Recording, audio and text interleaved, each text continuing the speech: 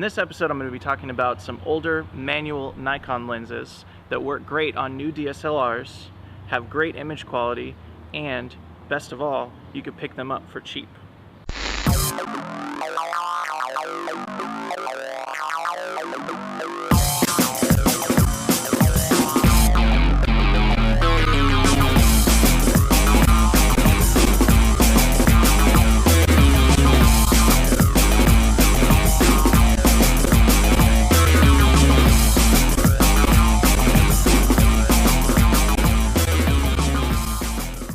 The two lenses I'm going to be talking about today are a couple of Nikon 50mm Pancake lenses.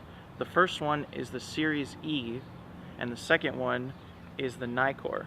Both of them are 50mm 1.8. A Pancake lens just means that the lens has a really short barrel. These two lenses are right on the blurry line in between a regular lens and a Pancake lens. Some purists actually say that they're not a Pancake lens because they're a couple hairs too thick, but whatever. Both of these are prime lenses, which means that they have a fixed focal length.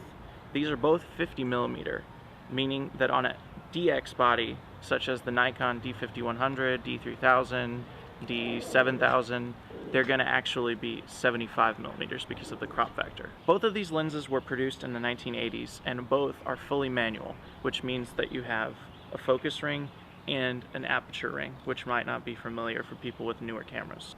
It may sound like a pain to have to do everything manually, but I really recommend it for DSLR beginners because it will immerse you in learning all the settings that you have to do to get good exposure.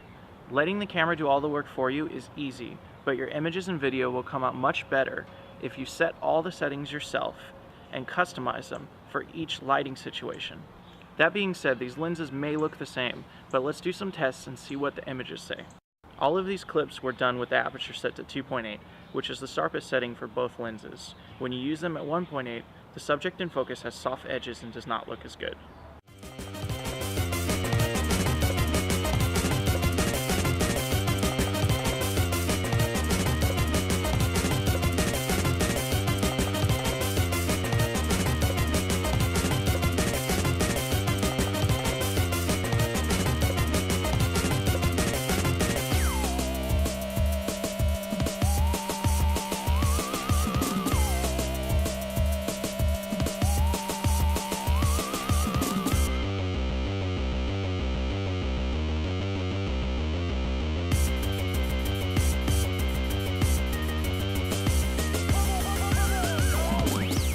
Most of the clips here, the quality looks about the same. The color saturation on the Nikon is a bit better.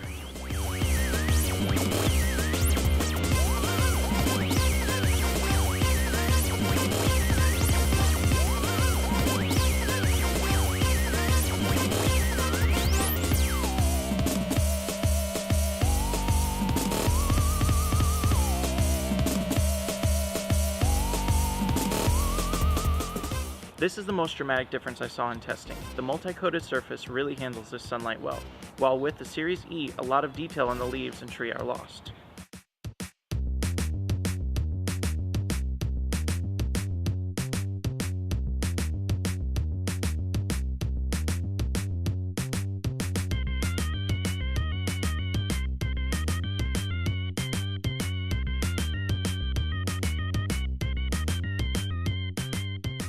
The E-Series might have been part of Nikon's entry-level lineup during the 80s, but don't let that fool you. The build quality is really great. In my opinion, the winner here is the Nikon. Nikon gave it the Nikon label for a reason, and the multi-coated surface improves your image a bit. But it might be harder to find, as the Series E is a really popular used lens. I've seen these lenses going for between $40 and $120. I would recommend trying to find one for $70 or less. When buying any used lenses, the most important part is that the glass is in good shape. Look out for dust, fungus, or haze in the lens elements. And you're going to want to make sure that the aperture and focus rings are still working properly. This Nikon that I picked up has some wear and tear on the paint, but the glass is in perfect shape, so I could care less for the price. These lenses are compact, and when you put the caps on, you could stick them right in your pocket, making them easy to carry along with you. If you want to force yourself to become an expert in focus, shutter speed, and aperture, I would pick up one of these lenses.